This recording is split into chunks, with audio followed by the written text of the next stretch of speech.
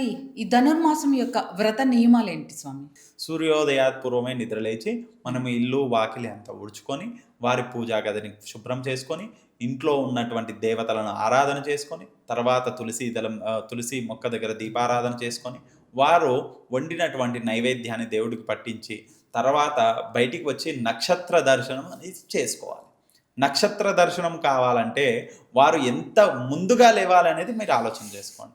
అంటే ఎంత లేదైనా కానీ 3, 3:30 ప్రాంతంలో లేస్తే కానీ 5, 5:30 ప్రాంతం కంటే ముందు అవన్నీ కార్యక్రమాలు అవ్వవు. కాబట్టి అంతకంటే ముందే లేచి ఈ యొక్క కార్యక్రమాలు చేసుకొని మన దైవారాధన దగ్గర నిత్య దీపారాధన చేసుకోవడం, తులసి దగ్గర మాత దగ్గర దీపారాధన చేసుకొని అప్పుడు నక్షత్ర దర్శనం చేసుకుంటే ఈ యొక్క ధనుర్మాసం యొక్క సంపూర్ణమైనటువంటి ఆశీర్వాదం అనేది లభిస్తుందని చెప్పొచ్చు. అలాగే ఈ యొక్క ధనుర్మాసంలో కటిక నేలపైన నిద్రించడము, అలాగే ఏకభుక్తం ఉండడము, ఇవన్నీ కూడా మనము కార్తీక మాసంలో నియమాలు ఏవైతే పాటించామో అలాగే ఈ ధనుర్మాస నియమాలన్నీ కూడా పాటించవచ్చు.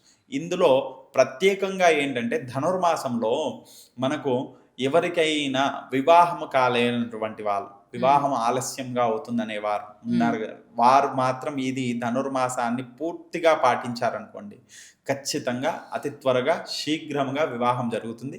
వారు ఒకరిని ఎవరైనా ఇష్టపడ్డారు అనుకోండి వారితో కూడా వివాహం అయ్యే అవకాశం ఉంటుందన్నమాట. కాబట్టి ఆ యొక్క ధనుర్మాసానికి అంత ప్రత్యేకత ఉందని చెప్పొచ్చు.